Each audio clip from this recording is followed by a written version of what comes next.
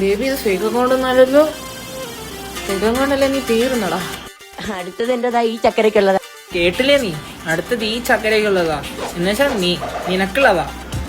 എന്റെ പൊന്നു doctor G, തമാശക്കില്ലേ react ചെയ്തത്? അപ്പളേ പറഞ്ഞതാണ് വേണ്ട വേണ്ട വേണ്ടാത്ത പണിക്ക് നിൽക്കണ്ടാന്ന്. ഡോക്ടറെ, ഞാൻ നിങ്ങളുടെ കൂടെ ഉള്ളിടത്തോളം കാലം നിങ്ങൾ പേടിക്കേണ്ട ഒരാവശ്യമില്ല, എല്ലാ കാര്യവും ഞാൻ ഏറ്റു. പയ്യ ആയാലും തരാം കേട്ടോ.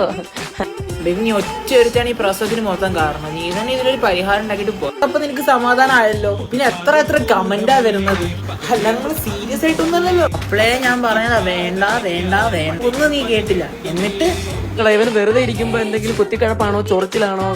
താങ്കളിപ്പോ എത്ര പേരെ വീഡിയോസ് ഇങ്ങനെ എടുത്ത് ചെയ്തിട്ടുണ്ട്, അപ്പൊ അവരിങ്ങനെയാണോ പറഞ്ഞത്? ഈ പുള്ളിയുടെ വീഡിയോ ഞാൻ കണ്ടിട്ടുണ്ട്, ഇങ്ങനെ റാൻഡമായിട്ട് എന്റെ ഫീൽഡിൽ വന്നിട്ടുണ്ട്.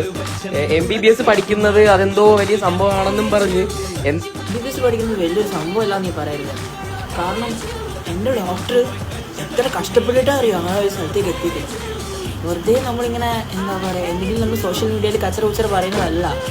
This requires something. ഡോക്ടറെ, താങ്കൾ ധൈര്യമായിട്ടിരിക്കും, ഞാനുണ്ട് നിങ്ങളുടെ കൂടെ. ഞാൻ കിട്ടുമ്പോൾ ഞാൻ ഒറ്റയ്ക്ക് വാങ്ങൂല കേട്ടോ. പകുതി താങ്കൾക്ക് പകുതി എനിക്ക്, അതുപോലെ നിങ്ങൾ പേടിക്കുന്നേ ഇല്ല. It's okay, fine. എനിക്കൊരു കണ്ടന്റ് ആയി, അത്ര.